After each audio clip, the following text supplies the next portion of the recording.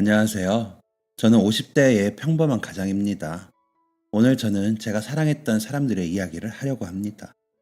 제게 둘도 없이 소중했고 사랑했던 제 가족들의 이야기를 함께 공감하시며 들어주시면 감사하겠습니다. 그럼 시작하겠습니다. 저는 아이들을 가르치는 사람입니다. 중학교에서 과학을 가르치고 있습니다. 저희 아버지는 고등학교 국어 선생님이셨고 어머니는 피아노 학원을 운영하시던 분이셨습니다. 이모는 대학교 미술 전공 교수셨고 제 친동생은 EBS 강사였습니다. 이처럼 저희 가족은 학생을 가르치는 데에 일가견이 있는 가족이었습니다. 주변 사람들은 역시 피는 못 속이는 거라며 저희 가족을 부러워했습니다. 집에 공무원이 몇이 되고 애들 가르치는 일이니 다들 굶어 죽을 일은 없다면서 말이죠. 저도 저희 가족을 자랑스럽게 여겼습니다. 하지만 이게 남들보다 특별하다거나 뚜렷하게 잘난 거라고는 생각하지 않았습니다. 하지만 저희 아버지는 다르셨습니다. 아버지는 굉장히 가부장적이시고 엄하신 분이셨는데 교육자 집안이라는 프라이드도 무척 강하신 분이었죠.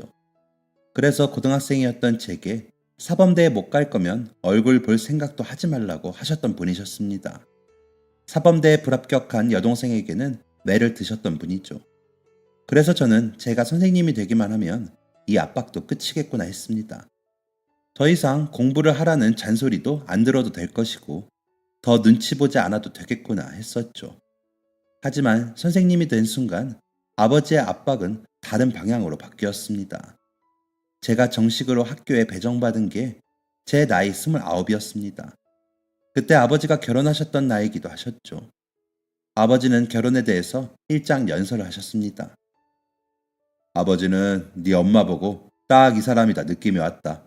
엄마 봐라. 예쁘지, 똑똑하지, 아이들 잘 가르치지. 이보다 더 완벽한 사람이 어디 있겠냐? 상준아, 잘 들어라. 우린 교육자 집안이야. 우린 학생들이 안전한 환경에서 최고의 학습을 배우며 올바르게 성장하도록 이끌어줘야 하는 사람들이란다. 아버지가 무슨 말 하는 건지 너도 잘 알지? 이 말은 곧 선생님과 결혼하라는 말이었습니다. 저 같은 학교 선생님이나 동생 같은 강사나 이모 같은 교수나 어머니 같은 학원 선생님과 결혼하라는 무언의 압박을 저렇게 돌려서 말씀하시더라고요. 그때마다 숨이 막혔습니다. 아버지도 어머니와 조부모님들의 소개로 결혼하신 거면서 저에게 그런 상대를 만나라고 압박하시는 게 정말 싫었습니다. 그리고 가장 싫은 이유는 바로 제가 그때 만나던 여자가 선생님이 아니었기 때문이었죠. 제가 학교 배정받기 전에 잠깐 여유가 있어서 여행을 떠난 적이 있었습니다. 배낭 하나 들고 그냥 발길 닿는 대로 혼자 떠난 여행이었습니다. 그때 기차에서 제 옆자리에 앉은 여자가 바로 그때의 여자친구였습니다. 그 여자는 긴 머리에 두꺼운 목도리를 두르고 있었고 목도리 위로 보이는 동그란 눈이 귀여운 사람이었습니다. 저는 그녀에게 첫눈에 반했습니다. 하지만 기차에서 첫눈에 반했다고 들이대면 이상하게 생각할 것 같아서 참고 또 참았죠. 그녀와 제가 내리는 곳이 같기를 바라면서요. 그녀와 나란히 앉은 채 기차를 타고 쭉 달렸습니다. 사실 제가 중간에 내렸어야 했거든요. 그런데 그녀가 안 내리는 바람에 저도 그냥 그녀를 따라 계속 기차에 있었습니다. 그렇게 결국 종점이었던 대전까지 가버렸습니다. 대전까지 갈 계획은 전혀 없었지만 어차피 딱히 계획이 있었던 건 아니라 그저 즐기기로 했습니다. 그녀가 어디로 갈까 궁금했습니다. 더 따라가면 스토커처럼 보이진 않을까. 삐삐 번호를 물어보면 이상한 놈으로 보려나 고민을 하던 중 그녀를 시야에서 놓쳐버리고 말았습니다. 어딜 간 걸까? 역 안을 서성이다가 아무래도 기차역을 빠져나간 것 같더라고요. 아쉽지만 인연이 아니었나 보다 하고 저도 기차역을 나가려는데 기차역 나가는 문에 서 있더라고요. 밖에는 비가 오고 있었습니다. 차게 내리는 겨울비였죠. 마침 제 가방에 우산이 있었고 그 순간 저는 운명이구나 하는 생각이 들었습니다. 그때부터 그녀와의 인연은 시작되었습니다. 그녀는 서울에서 작은 빵집을 운영하고 있었습니다. 꽈배기, 찹쌀도넛, 찐빵 같은 빵을 파는 가게였습니다. 매일 출근 시간, 퇴근 시간이 되면 엄청 바쁜 장사가 잘 되는 가게이기도 했습니다. 그녀는 20살의 어린 나이에 부모님을 여의고 부모님이 운영하시던 빵집을 물려받아 운영하고 있다고 했죠. 그런 그녀가 너무 멋있어 보였습니다. 뭐든 부모님의 뜻대로 움직여야 하는 저와 달리 자유롭고 자신의 일을 사랑하는 그녀가 존경스러웠습니다. 그녀와 연애를 할수록 이 여자는 놓치면 안 되겠다는 생각이 들었습니다. 경제관념도 뚜렷하고 소신도 있고 현명한 최고의 여자였습니다. 부모님께 어떻게 결혼 허락을 받아야 하나 그런 생각 따위 중요하지 않을 만큼 저는 그녀에게 푹 빠져 있었습니다. 그녀의 가게는 제가 일하는 학교에서 걸어서 30분 정도에 있었습니다. 저는 일찍 퇴근하는 날이면 그녀의 가게에 가서 일손을 거들었습니다. 안 도와줘도 괜찮아요. 나 혼자도 할 수 있어요. 그래도 같이 하면 덜 힘들고 빨리 할 수 있잖아요. 빨리 끝내고 나랑 맛있는 거 먹어요. 못 말려. 알겠어요. 그녀와 함께라면 뜨겁고 미끄러운 기름들도 무거운 반죽들도 모두 별거 아닌 것처럼 느껴졌습니다. 주말엔 거의 그녀의 가게에서 일하는 직원처럼 붙어 있었습니다. 그녀와 똑같은 앞치마를 두르고 함께 일을 하고 있으면 부부라도 된 것 같은 기분이었습니다. 그러던 어느 날 평일 저녁이었습니다. 퇴근길에 빵을 사가는 손님이 많아서 손님들을 상대하고 있었는데 그 사이에 있어서는 안 될 사람이 있었습니다. 바로 저희 아버지였습니다. 상준이, 너 여기서 뭐 하는 거냐? 아버지. 아버지는 이게 대체 무슨 상황이냐는 듯 앞치마를 두른 저를 천천히 살피셨습니다. 제가 말하는 걸 들은 여자친구가 제 옆으로 조심스레 다가왔습니다. 안녕하세요, 아버님. 여자친구의 인사에 아버지가 인상을 구기셨습니다. 아버님? 아버지, 제가 집에 가서 설명드릴게요. 당장 따라와.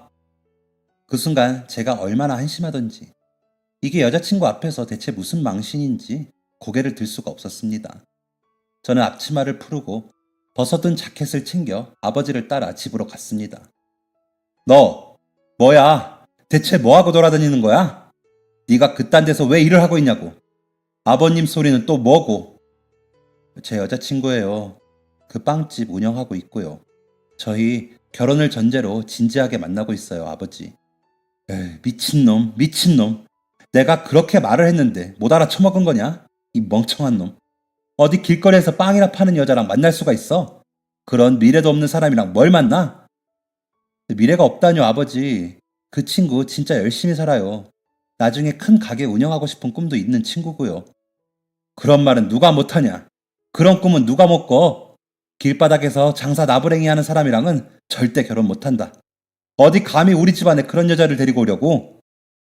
아버지는 완강하셨습니다. 하지만 저는 그런 아버지의 아들이었습니다. 저 또한 고집이 엄청났죠.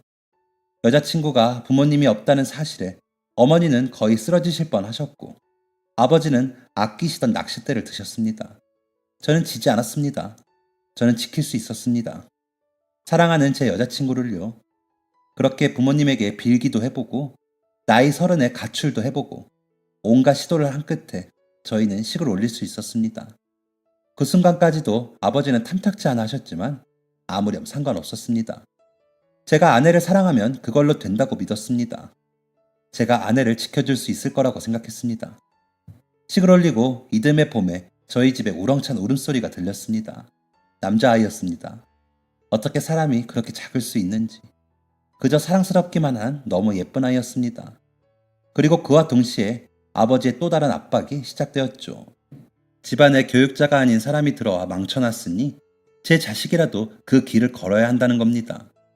그렇게 그 압박은 저를 넘어 그리고 제 아내를 넘어 제 아이에게까지 떠넘겨졌습니다. 부모님은 아내에게 책을 사줬습니다. 육아를 잘하는 엄마의 태도를 적은 책들이었죠. 아내는 힘들어했습니다. 시부모님들에게 숙제검사를 받는 기분이라고 하더라고요. 그게 무슨 말인지 너무 이해가 됐습니다. 저는 부모님께 오지 말라고 하고 집 열쇠도 바꿔보기도 하고 화도 냈습니다. 하지만 어머니가 제가 집에 없을 시간만 골라서 몰래 와서 아내에게 트집 잡고 싫은 소리를 하고 갔다더라고요. 아내가 말을 안 해줘서 아주 나중에 알게 되었습니다. 그리고 또 중요한 갈등이 있었는데 그건 바로 아내의 가게였습니다. 아내는 계속 일을 하고 싶어 했던 사람이었고 일에 대한 욕심이 아주 컸거든요. 분명 아내가 임신하고 있을 때는 저희 어머니께서 아이가 돌이 되면 봐줄 테니 나가서 일을 하라고 하셨는데 도통 깜깜무소식이더라고요. 아내와 제가 용기 내서 어머니에게 말씀드렸는데 어머니가 이러시더라고요. 어머, 엄마가 되어서 자식은 엄마가 키워야지. 할머니 손에 자라면 되겠니? 너 내가 준 책 안 읽어봤구나? 엄마와 아이의 관계 형성이 얼마나 중요한지 몰라?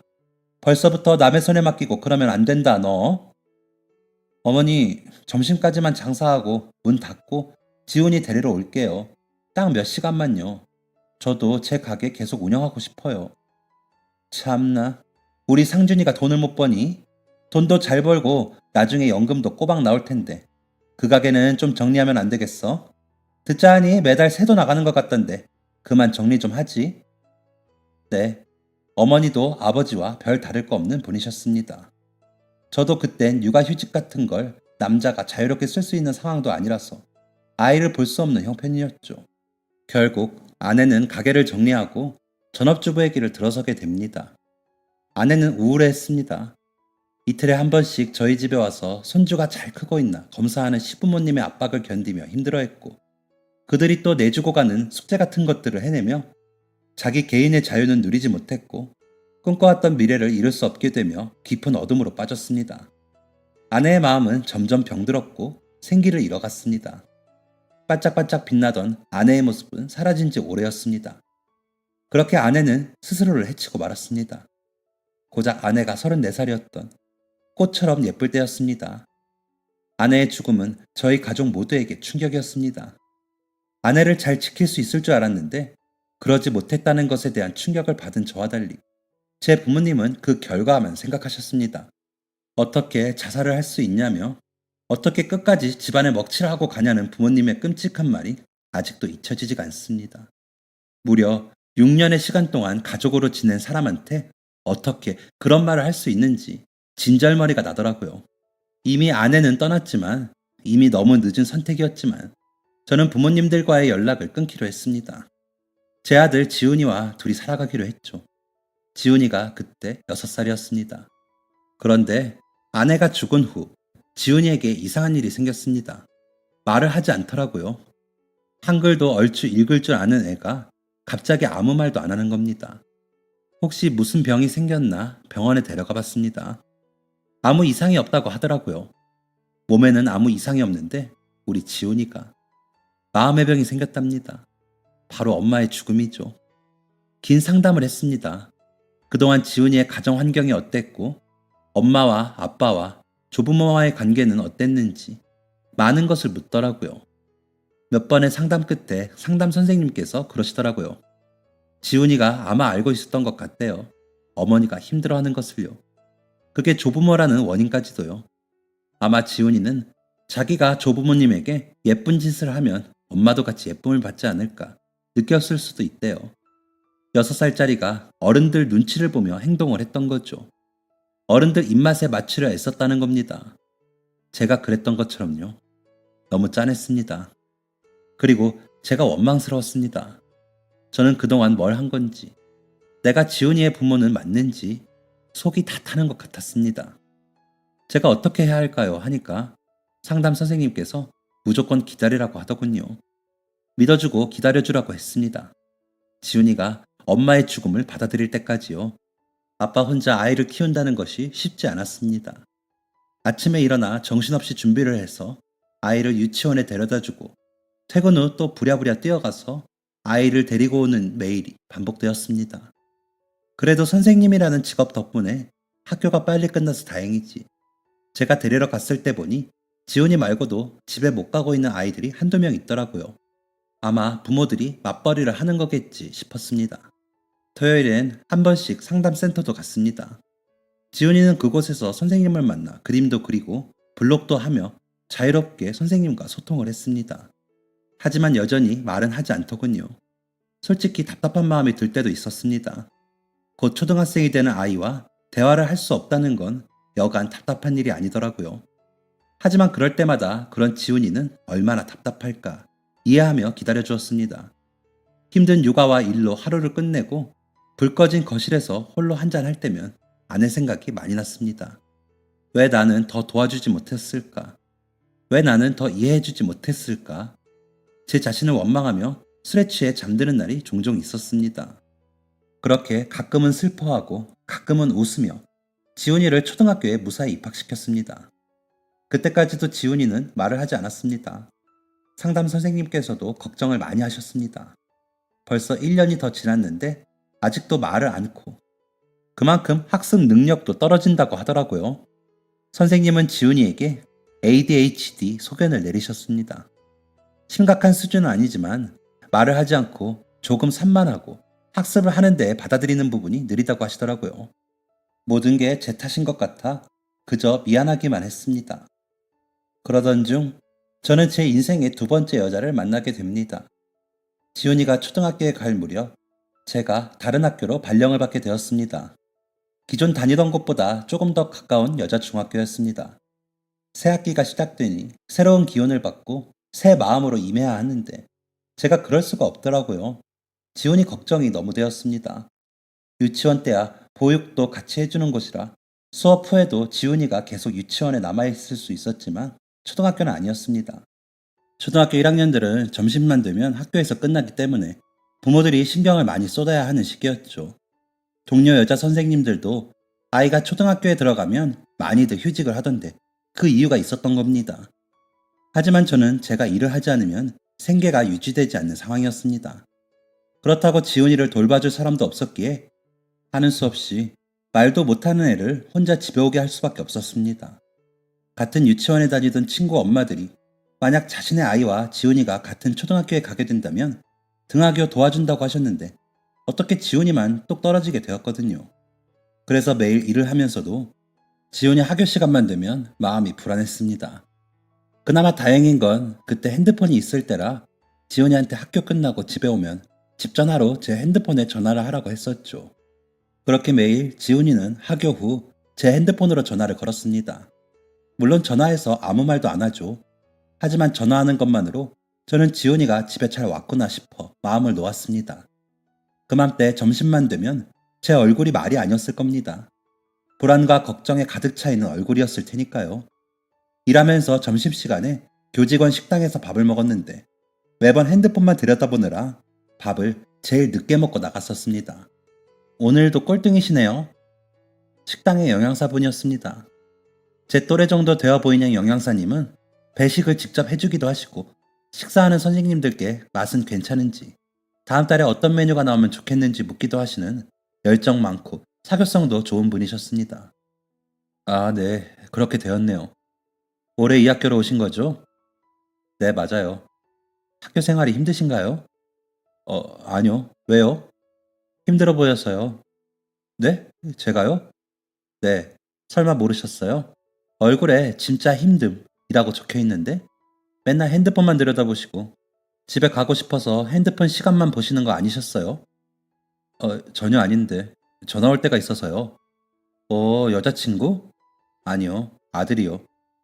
아, 아드님하고 사이가 엄청 좋으시구나. 그건 아니고 그냥 그런 이유가 있어서요. 그럼 가볼게요. 잘 먹었습니다. 아, 네. 들어가세요. 불편했습니다. 제 사생활을 말한다는 게. 부끄러워할 일은 분명 아니지만 그렇다고 어디 떠벌리고 다닐 일도 아니라고 생각했습니다. 그래서 그때 제가 새로 간 학교에서 제가 이혼했다는 건 교장 선생님, 교감 선생님, 주임 선생님 정도만 알고 계셨죠. 아들이 말을 못한다는 건 아무도 모르고 있었고요. 그래서 더욱 영양사님의 관심이 부담스러웠던 것 같습니다. 제가 아들이 있다고 했으니 제가 유부남인 줄 안 영양사님은 그 이후로 별다른 관심을 주지 않으셨습니다. 주면 안 되셨던 거죠. 그러다 어느 날은 제가 점심을 먹으며 지훈이의 연락을 기다리고 있는데 도통 연락이 오지 않아서 마음이 초조한 날이었습니다. 집에 전화를 해도 받지를 않고 학교 시간은 한참 지나 있었고 답답하기만 한 상황이었죠. 무슨 일 있으세요? 영양사님이 요구르트 한 개를 가지고 제 맞은편에 앉으셨습니다. 아, 아들이 연락이 안 되네요. 학교 끝나면 항상 전화를 하거든요. 어머, 어떡해요. 사모님께는 연락해 보셨어요? 엄마랑 있을 수도 있잖아요. 없습니다. 죽었어요. 아, 죄송해요. 정말 몰랐어요. 괜찮습니다. 아, 그럼 학교 선생님은요? 잘 하교했는지만이라도 들을 수 있지 않을까요? 아, 그렇네요. 전화해봐야겠어요. 마음이 초조해서 생각하지 못하고 있던 부분을 영양사님이 집어주었습니다. 저는 바로 지훈이 학교에 전화를 해봤습니다. 수업이 다 끝난 후에 지훈이가 모르는 문제가 있다고 선생님께 알려달라고 해서 하교가 조금 늦어졌다고 하더라고요. 방금 집으로 출발했다는 선생님 말씀을 듣고 안도하며 전화를 끊자 5분도 지나지 않아 지훈이에게 전화가 왔습니다. 지훈아, 집이야? 아휴, 다행이다. 아빠가 얼마나 걱정했는데 무슨 일 생긴 줄 알고. 다행이다, 정말. 지훈아, 아빠가 일찍 갈게. 숙제 다 하면 비디오 하나 틀어서 보고 있어. 저는 안도의 한숨을 뱉으며 다시 자리에 앉았습니다. 잘 해결됐어요? 아, 네, 덕분에요. 학교에 전화해보길 잘했네요. 지훈이도 집에 잘 도착했다고 연락 왔어요. 이름이 지훈이에요? 귀엽다. 하하, 네. 몇 살이에요? 8살이요. 이제 초등학교에 갔어요. 그래서 걱정이 많아요. 엄마도 없으니까. 제가 전부 다 해야 해서. 아, 힘드시겠어요.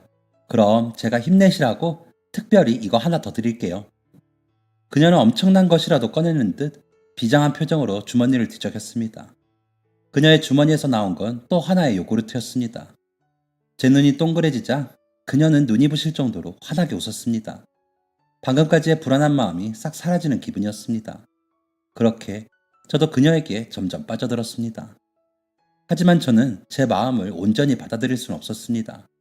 저는 아이가 있는 아빠였고 그녀는 결혼도 한 번 하지 않은 여자였으니까요. 그녀에게 제 아이를 키워달라고 하는 입장이 되긴 싫었습니다. 그리고 죽은 아내를 정말 생각한다면 그 누구도 만나면 안 될 것 같았습니다. 그건 죽은 아내를 2번 죽이는 일이었으니까요. 그래서 좋아도 좋지 않은 척, 보여도 보이지 않는 척을 했습니다. 그런데 어디 사람 마음이 쉽게 숨겨지나요? 그녀가 제게 웃음 한 번 지어주면 가슴이 뛰게 설렜고 뭐 하나라도 챙겨주면 하루 종일 그것만, 그 생각만 나더라고요. 그래서 마음에도 없는 말 뱉으며 그녀가 제게서 멀어지도록 했습니다. 상준 씨, 오늘도 꼴등이네요. 네. 기분 안 좋은 일 있어요? 아니요. 아, 네. 기분 안 좋아요. 왜요? 무슨 일 있어요? 영양사님 때문에요. 제가, 왜요? 자꾸 불편하게 하시는 거 그만해 주세요. 저는 영양사님한테 마음 일절 없고요. 저 애 딸린 남자예요. 애기 키우기도 벅차고 마음에 여유 없어요. 그러니까 그만 관심 가져주세요. 저도 알아요, 아이 있는 거. 그래도 상준 씨도 저한테 마음이 있으니까 그동안 제 장난도 받아주시고 대화도 한 거 아니었어요? 마음 없어요. 그거 영양사님 착각이에요. 그래도 괜찮아요. 저는 상준 씨 좋아해요. 좋아하는 사람한테 좋아한다는 티는 낼 수 있잖아요. 나 좀 봐달라고 할 수 있잖아요. 그 정도도 못해요? 상준 씨가 뭐래도 저는 상준 씨 좋아요. 이걸 어떻게 숨겨요? 뭐라 더 할 말이 없었습니다. 그냥 뻘개진 얼굴을 감추려 자리를 빨리 피할 수밖에 없었습니다. 그녀는 다음 날부터 누가 이기나 해보자는 듯 더 적극적으로 제게 관심을 보였습니다. 주변 선생님들에게 티가 날 정도로요. 오지랖이 넓은 한 여자 선생님은 영양사님께 제가 애가 있는 아빠라고 말해주기까지 했답니다. 영양사님께서 해맑게 알고 있는 사실이라고 하니까 그 선생님이 멋쩍어 하며 얼굴도 두껍다고 하고 갔다네요. 저는 그녀의 관심에 속수무책이었습니다. 결국 저도 마음을 열 수밖에 없었습니다. 머리로는 계속 안 된다고 했지만 마음은 자꾸 그녀에게 향했습니다. 저는 그녀의 마음을 받기로 했습니다. 제 마음도 알려주기로 했고요. 매일 보는 학교 식당 말고 정식으로 데이트 신청을 하고 제 마음을, 제 상황을 전하고 시작하고 싶었습니다. 주말에 지훈이가 센터에 가 있을 시간에 틈을 내서 그녀와의 약속을 잡았습니다. 그녀를 만나러 가던 중 갑자기 모르는 번호로 전화가 왔습니다. 여보세요? 오빠, 나야. 동생이었습니다. 아내가 죽은 후 부모님과 동생과도 연락을 끊었는데 어떻게 제 번호를 안 건지 느닷없이 동생에게 전화가 온 것입니다. 하필 그 타이밍에 말이죠. 아빠 쓰러지셨어. 뇌출혈이래. 지금 병원으로 와줘. 가족의 힘이라는 게 대단하긴 한가 봅니다. 그녀와의 약속을 뒤로하고 저는 병원으로 달렸습니다. 급하게 택시를 잡고 간 병원에서 마주한 아버지의 모습은 그 몇 년 사이에 많이 야위셨고 힘들어 보이셨습니다. 의사는 바로 수술을 해야 한다고 했고 저는 수술 설명을 들으며 동의서에 사인을 했습니다. 몇 년 만에 본 어머니는 제게 딱히 무슨 말을 하진 않으셨습니다. 아니, 동생에게 안겨 오시느라 말씀을 할 여유가 없으셨습니다. 아버지의 수술은 잘 되지 않았습니다. 아버지는 깨어나지 못하셨습니다. 어머니가 병원에 계시는 아버지 옆에부터 병간호를 하신다고 하셨습니다. 동생과 저는 일주일에 한 번씩 아버지 곁에 있기로 했습니다. 제가 병원에 있는 날 지훈이는 동생이 돌봐준다고 했습니다. 절망스러웠습니다. 부모님이 자꾸만 내 인생을 망친다는 생각이 들었습니다. 소중한 사람들을 잃게 하는 원인이라고 생각했습니다. 하지만 자식이라는 이유로 마지막까지 도리를 해야겠다고 생각했습니다. 상황이 정리되고 어머니께서 제게 처음 한 말은 이랬습니다. 걔는 아직 벙어리니? 다시 생각해도 끔찍한 말. 이런 끔찍한 말을 하는 사람을 견뎌가며 누구를 만나고 싶지 않았습니다. 상대방에게까지 이 상황을 같이 견뎌달라고 할 수 없었습니다. 영양사님 생각이 많이 났습니다. 그리고 영양사님이 제 가족으로 들어온다면 벌어질 상황들이 그려졌습니다. 죽은 아내와 겹쳐 보였습니다. 저는 그녀를 다시 밀어낼 수밖에 없었습니다. 미안해요. 왜 그런 건지 이해할 수 없어요. 혹시 저번에 약속 못 지켜서 그래요? 그건 괜찮다고 했잖아요. 오늘 이렇게 만났으니까 괜찮아요. 그런 이유 아니에요. 그냥 확실하게 정리하고 싶었어요. 거짓말. 상준 씨도 저한테 마음 있잖아요. 저는 분명 그렇게 느꼈어요. 그건 착각. 착각이란 말 하지 말아요. 저 바보 아니에요. 상준 씨가 나한테 보여준 웃음, 날 대하는 태도, 그거 다 분명히 좋아서 하는 것들이었어요. 그냥 솔직하게 말해줘요. 대체 뭐 때문인지. 대체 이유가 뭔지 말해줘요. 그녀가 울었습니다. 너무 예쁜 눈으로 눈물이 계속 나는데 저도 따라 울었습니다. 더 힘들게 하지 말고 그냥 다 털어놓자는 심정이었습니다. 우리 부모님이요. 많이 힘들어요. 교육자 아닌 사람은 사람으로 보지도 않고 고집도 세고 말씀도 막 하시는 분들이에요. 죽은 와이프가 많이 힘들어했어요. 그래서 스스로를 해쳤어요. 어린 아이 두고 어떻게 그렇게 힘든 선택을 할 수 있었는지, 얼마나 힘들었으면 그랬을지. 그 이후로 가족들과 연락 끊고 혼자 아이 키우며 살았어요. 그런데 그게 쉽지 않네요. 가족 끊어내는 게 쉽지 않아요. 그리고 우리 아들이 좀 아파요. ADHD라고. 치료 중이에요. 나도 많이 힘든데 수진 씨한테 같이 힘들어달라고 할 수 없어요. 미안해요. 정말 미안해요. 그녀는 제 얘기를 듣는 내내 울기만 했습니다. 저는 먼저 자리를 떠났습니다. 마주 볼 자신이 없었습니다. 그때 집에 가면서도 계속 울었던 기억이 납니다. 제 모든 상황이 갑갑하고 힘들기만 했거든요. 그 후 그녀는 며칠 동안 기운이 없어 보였습니다. 저를 만나서 말을 하지 않았고 얼굴도 수척해진 것 같고 평소와 다르게 우울해 보였습니다. 그러던 어느 날이었습니다. 꼴등으로 밥을 먹고 일어나려는데 그녀가 제 옆자리에 앉았습니다. 나 상준 씨랑 같이 힘들래요. 네? 교육자 아니라고 무시해도 괜찮아요. 쓴소리 좀 들어도 괜찮아요. 상준 씨 아들이 있어도 괜찮아요. 그 아들이 아파도 괜찮아요. 그런데 상준 씨 놓치면 안 괜찮을 것 같아요. 나 그냥 같이 힘들래요. 너무 힘들면 말할게요. 그땐 이렇게 옆에 있어주세요. 나 그거면 충분해요. 그렇게 우리의 만남은 시작되었습니다. 제게 먼저 다가와준 포기하지 않은 그녀에게 매일 고마워하며 같은 길을 걷기로 했습니다. 만난 지 1년이 넘었을 때였습니다. 지훈이도 준비가 되지 않아서 지훈이와 그녀는 만남을 가진 적이 없었거든요. 하지만 그녀와 저는 결혼 생각이 있으니 지훈이에게도 언젠간 보여줘야 할 것 같아 같이 만나보기로 했습니다. 그녀는 지훈이와의 첫 식사 자리에 지훈이가 좋아하는 코끼리 인형을 사왔습니다. 덕분에 조금 불편해 보였던 지훈이가 활짝 웃더라고요. 코끼리가 마음에 들었는지 밥 먹는 내내 안고 있었습니다. 그녀는 지훈이가 불편하지 않게 아주 천천히 자연스럽게 지훈이의 삶에 스며들었습니다. 언제나처럼 밝고 친절한 모습으로 말이죠. 지훈이는 그런 그녀를 좋아했습니다. 그녀와 지훈이의 관계 형성이 반년쯤 지났을 때 저는 지훈이에게 조심스럽게 물어봤습니다. 지훈아, 수진이 이모 좋아? 지훈이가 고개를 끄덕였습니다. 그렇구나. 지훈아, 그런데 아빠도 수진이 이모가 좋아. 지훈이가 알고 있다는 듯이 고개를 끄덕였습니다. 수진이 이모도 지훈이랑 아빠가 좋대. 그래서 말인데, 수진이 이모가 우리 가족이 되어도 될까? 지훈이가 잠깐 고민하더니 공책에 무언가를 적었습니다. 그럼 이모가 또 생겨요? 수진이 이모는 이모가 아니라 제가 말하고 있는데 지훈이가 또 공책에 무언가를 적어서 내밀었습니다. 엄마? 이번엔 제가 고개를 끄덕였습니다. 이번에도 지훈이가 공책에 무언가를 적었습니다. 좋아, 엄마 2명. 지훈이가 웃었습니다. 너무 다행이었습니다. 지훈이는 지훈이만의 방식으로 이 상황을 이해하고 받아들이려 노력하는 것 같았습니다. 그런 지훈이에게 너무 고마웠고 그녀도 그제서야 마음을 놓았습니다. 하지만 문제는 제 어머니였습니다. 아버지는 여전히 의식이 없으셨고 어머니는 여전히 고집이 강하셨습니다. 너 또 이상한 여자를 데려와서 집안 말아먹으려고 작정했구나? 영양사? 무슨 그런 시덥잖은. 아휴, 애는 아파, 엄마는 죽었어. 아빠는 연애질이라니.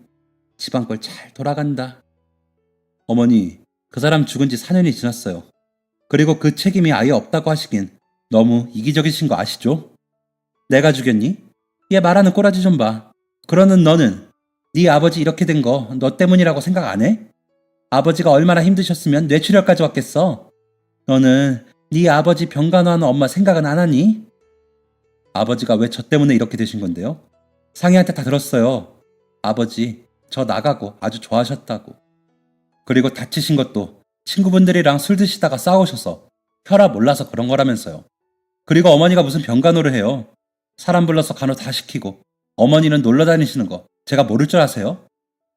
너 어디 엄마한테. 너 절대 안 돼. 무슨 재혼은 재혼이야. 그런 여자랑은 안 돼. 아휴, 어쩌다 너 같은 걸 낳아서. 망신이다. 망신이야.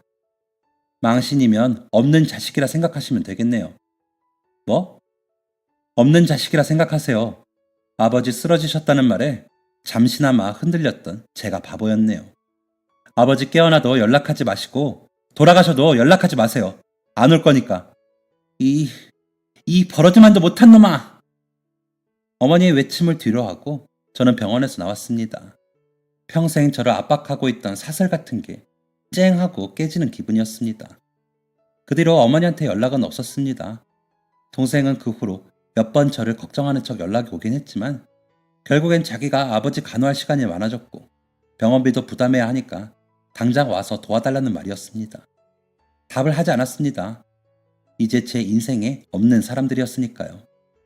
그녀는 제 모든 상황을 이해해줬습니다. 결혼식을 안 해도 괜찮다고 했습니다.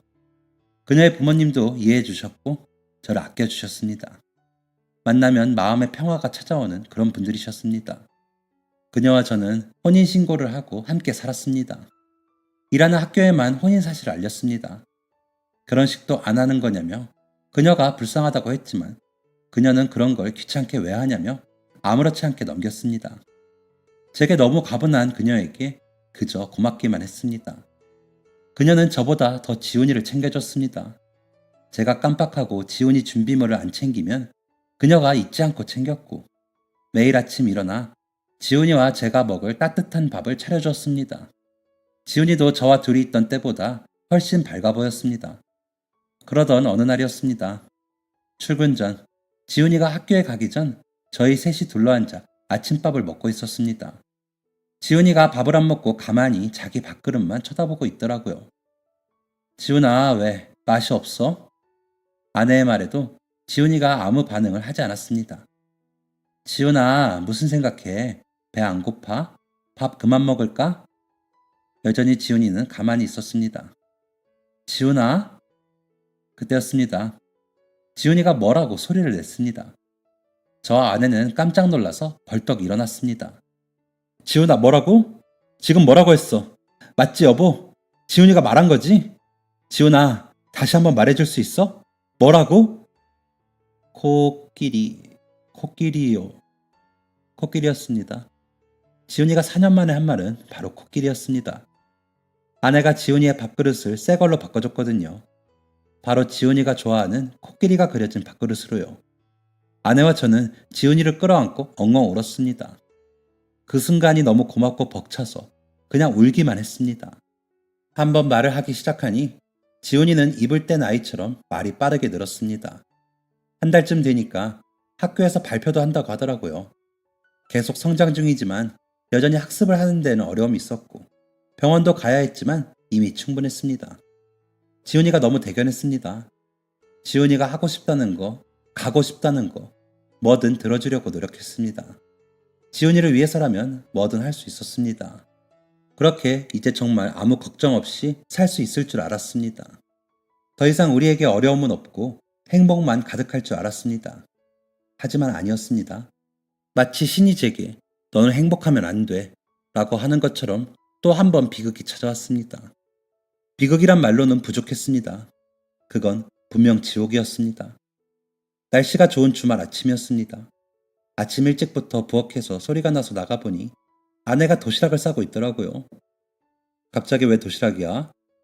오늘 날씨 좋아서 동물원이나 갈까 하고 지훈이 좋아하는 코끼리도 보게. 오, 좋다. 내가 뭐 도와줄 건 없어? 없어. 자기는 지훈이 깨워서 준비시켜. 그래, 알겠어. 어머, 지훈이 주스를 안 사왔네. 주스? 동물원 가서 사면 되지. 안 돼. 지훈이가 좋아하는 주스가 있는데 다른 마트에서는 잘 안 팔더라고. 그래? 그럼 나가면서 사자. 아파트 뒷문에 나가야 있는 편의점에 있어. 내가 빨리 다녀올게. 내가 갈까? 아니야. 지훈이 준비나 시켜줘. 그래, 조심히 다녀와. 그게 그녀와의 마지막 대화일 줄은 꿈에도 몰랐습니다. 지훈이를 깨워서 씻기고 옷을 입히는데도 그녀가 오지 않았습니다. 불안한 마음이 들어 그녀가 말한 편의점으로 뛰어가는데 아파트 뒷문 바로 앞에 경찰차가 있었습니다. 그쪽으로 달려가는데 제 핸드폰이 울렸습니다. 이수진 씨 남편 되시나요? 여기 병원이에요. 아내분이 교통사고를 당하셔서 지금 병원에 실려 오셨어요. 빨리 오셔야 할 것 같아요. 아내는 병원 이송 중 사망했습니다. 분명히 그건 지옥이었습니다. 나는 행복할 자격이 없는 사람이구나. 왜 내 주변 사람들은 다 불행해질까? 왜 내가 사랑하는 사람들은 아프고 죽게 될까? 내가 문제가 있는 사람인가? 저도 죽고 싶었습니다. 그냥 다 포기하고 세상에 없는 사람이 되고 싶었습니다. 하지만 제게는 지훈이가 있었습니다. 아무것도 모르는 저 착한 아이를 저는 무조건 지켜줘야만 했습니다. 그런데 지훈이에게 아내의 죽음을 알릴 수가 없었습니다. 그 아이에게 차마 두 번의 고통을 줄 수 없었습니다. 저는 지훈이 모르게 그녀의 장례를 치렀습니다. 엄마 왜 안 와요? 엄마가 미국에 갔어. 왜요? 엄마가 조금 아파서 미국에 갔어. 미국에 가서 치료받으면 안 아프다고 했어. 엄마가 아파요? 응. 엄마가 왜 아파요? 그게 잘은 모르겠는데. 미국 가서 확인하면 알 수 있대. 지훈이가 기다려줄 수 있을까? 네. 엄마 아픈 거 싫어요. 치료 잘 받고 오라고 해주세요. 그래, 그래, 지훈아. 엄마 치료 잘 받고 오라고 할게. 아이가 보지 않을 때마다 눈물을 삼켜야 했습니다. 잊으려 노력하고 이겨내려 노력했습니다. 제 감정도 무조건 참았습니다. 저는 아빠였으니까요. 그러다 지훈이의 12살 생일이 되었습니다. 일찍 퇴근을 하려고 했는데 일이 생겨서 퇴근이 늦어졌습니다. 케이크라도 사려고 했는데 그날따라 빵집에 케이크가 하나도 없더라고요. 결국 빈손으로 부랴부랴 집에 갈 수밖에 없었습니다. 지훈아, 아빠 왔어. 미안해. 오늘 케이크 불기로 약속했는데. 괜찮아요, 괜찮아요. 지훈이는 정말 슬퍼 보였습니다. 제 눈을 쳐다보지도 않고 학습지 종이만 꼼지락 거리더라고요. 그때였습니다. 현관벨이 울렸습니다. 문을 열어보고 저는 지금 내가 꿈을 꾸고 있는 건가 했습니다. 엄마? 뒤에 서 있던 지훈이가 제 눈앞의 여자를 불렀습니다. 분명 수진 씨였습니다. 그녀는 한 손에는 케이크, 한 손에는 선물을 들고 밝게 웃으며 집으로 들어왔습니다. 지훈아, 엄마 기다렸어? 엄마! 그녀는 지훈이를 꼭 끌어 안아줬습니다. 저는 멍하니 그녀를 바라봤습니다. 있을 수 없는 일이었습니다. 수진이가 돌아오다니 저는 몇 번을 눈을 비비고 다시 그녀를 살폈습니다. 처제? 쉿, 지훈이한텐 비밀이에요. 저희 집에 온 사람은 아내가 아닌 아내의 동생인 처제였습니다. 그녀는 아내의 쌍둥이 동생입니다. 3분 차이로 태어난 아내와 처제는 정말 똑같이 생겼었습니다.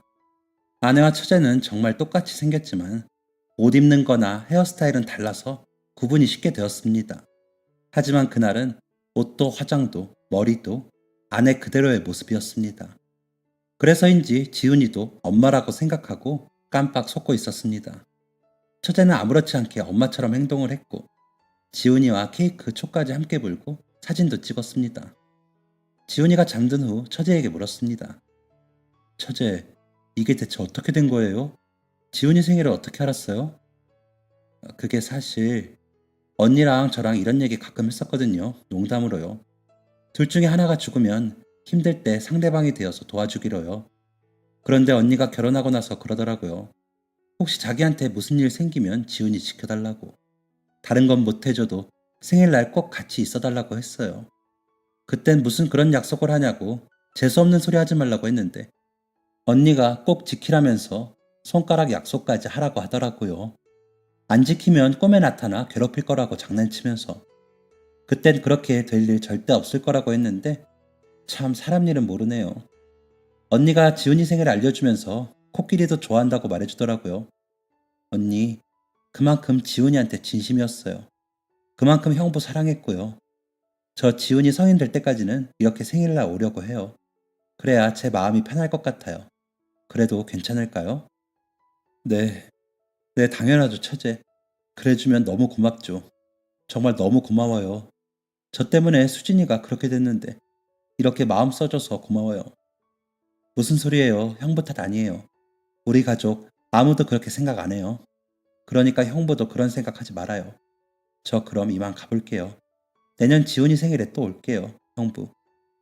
처제는 케이크와 여러 개의 선물, 그리고 소중한 추억까지 남겨두고 떠났습니다. 그런 처제에게, 그리고 죽은 아내에게 너무 고마웠습니다. 처제는 정말 매년 아이의 생일마다 찾아와 줬습니다. 생일 며칠 전날 제게 지훈이가 좋아하는 장난감이나 갖고 싶어하는 선물을 물어보고 생일 때마다 사다 줬습니다. 케이크 초도 같이 불어주고 지훈이를 따뜻하게 안아주었습니다. 엄마, 미국 다시 안 가면 안 돼요? 왜 엄마는 제 생일 때만 와요? 엄마가 아직 아파서 미국에서 치료를 받아야 해. 미안해, 지훈아. 그래도 지훈이 생일날에는 이렇게 꼭 찾아올게. 기다려줄 수 있을까? 네, 대신 아프지 말아요, 엄마. 기다릴게요. 지훈이는 엄마를 보고 싶다는 말을 하지 않았습니다. 생일날이 되어 엄마를 보면 정말 기뻐했지만 그 외의 날에는 찾지 않았습니다. 지훈이는 성장하고 있었습니다. 그리움을 참는 법도 알아가고 외로움을 이겨내는 법도 찾아내고 있었습니다. 지훈이의 상태는 점점 좋아졌습니다. 그리고 중학교 2학년 때 드디어 ADHD가 완치 판정을 받았습니다. 지훈이는 제게 아버지 감사해요 라고 말했습니다. 하지만 그건 제 노력이 아니었습니다. 지훈이와 죽은 수진이의 노력이 더해진 것이었습니다. 정말 오랜 시간이 걸린 만큼 마음이 편안해졌습니다. 고등학교 입학할 때 지훈이는 평균보다 공부를 잘하는 수준이 되었습니다. 그런 지훈이가 너무너무 대견했습니다. 그러다 지훈이의 20살 생일, 처제가 약속한 마지막 날이 찾아왔습니다. 지훈이에게 사실은 절대 말하지 말자고 다짐했습니다. 배신감을 느낄 수도 있다고 판단했거든요. 그렇게 저희 셋은 모였습니다. 그런데 지훈이가 정말 생각지도 못한 얘기를 꺼냈습니다. 저 사실은 다 알아요, 이모. 어? 어? 지훈아, 지금 뭐라고? 이모라고? 네, 알아요. 엄마 아니고 이모인 거. 지훈이가 빵긋 웃었습니다. 저와 처제는 당황해서 아무 말도 할 수 없었습니다. 처음부터 알았어요, 이모라는 거. 그런데 왜 말 안 했어? 그래도 그 순간만큼은 엄마였으니까요. 이모가 그 순간만큼은 엄마가 되어서 절 안아줬으니까요. 그게 좋았어요. 제가 말하지 않으면 이모는 계속 엄마처럼 해주니까요. 저는 엄마가 그리웠어요. 그래서 1년에 딱 한 번 잠깐이지만 엄마가 생기는 것 같아서 좋았어요. 제가 사실 다 알고 있었다고 하면 다 망치는 거니까 말 안 했어요. 그랬구나, 지훈아. 미안해, 이모가 속여서. 아니에요, 이모가 왜 미안해요. 감사해요, 이모. 생일날마다 제 엄마가 되어주셔서. 언제 이렇게 커서 남의 마음도 헤아리게 되었을까? 마음이 저렸습니다. 지훈이는 그 후에도 처제와 가끔 연락을 주고받았습니다. 처제의 애들이 지훈이보다 2살, 3살 어린데 가서 같이 게임도 하고 공부도 봐주곤 했습니다. 지금까지도 말이죠. 지금 지훈이는 아주 멋진 어른으로 컸습니다. 아픈 곳 없이 건강하고 마음씨도 착한 사람이 되었습니다. 지훈이는 대학교 중퇴하고 식품 관련해서 사업을 시작했는데 지금 아주 승승장구하고 있습니다. 공장도 돌리면서 직원도 여럿 있는 어엿한 사업가가 되어 있습니다. 지훈이는 받은 만큼 돌려드리고 싶다며 처제의 생일을 챙기고 있습니다. 생일날 가서 처제의 가족들과 함께 케이크 촛불도 끄고 선물도 드리고 옵니다. 물론 저도 같이 가죠. 갈 때마다 북적거리는 분위기가 어색하지만 전혀 싫지 않습니다. 오히려 너무 좋습니다. 지금껏 느껴보지 못한 화목함을 느끼는 기분이거든요. 나이를 먹을 만큼 먹었지만 저는 아직도 많이 부족한 어른이고 부족한 아빠입니다. 저는 학생들을 가르치는 사람이지만 여전히 공부하고 여전히 성장하려고 노력합니다. 세상을 떠난 사랑하는 사람들을 대신해서 이 세상을 더 멋지게 살아가는 게 제 도리라고 생각합니다. 그리고 그 사람들보다 더 많이 지은이를 사랑해줘야겠죠. 앞으로 또 후회할 일이 생기지 않도록 제 주변 사람들에게 더 잘하려고 합니다. 앞으로도 열심히 살겠습니다. 많은 응원 부탁드립니다. 지금까지 사연 들어주셔서 감사합니다. 사연이 재밌으셨다면 구독과 좋아요를 눌러주세요. 감사합니다. 안녕히 계세요.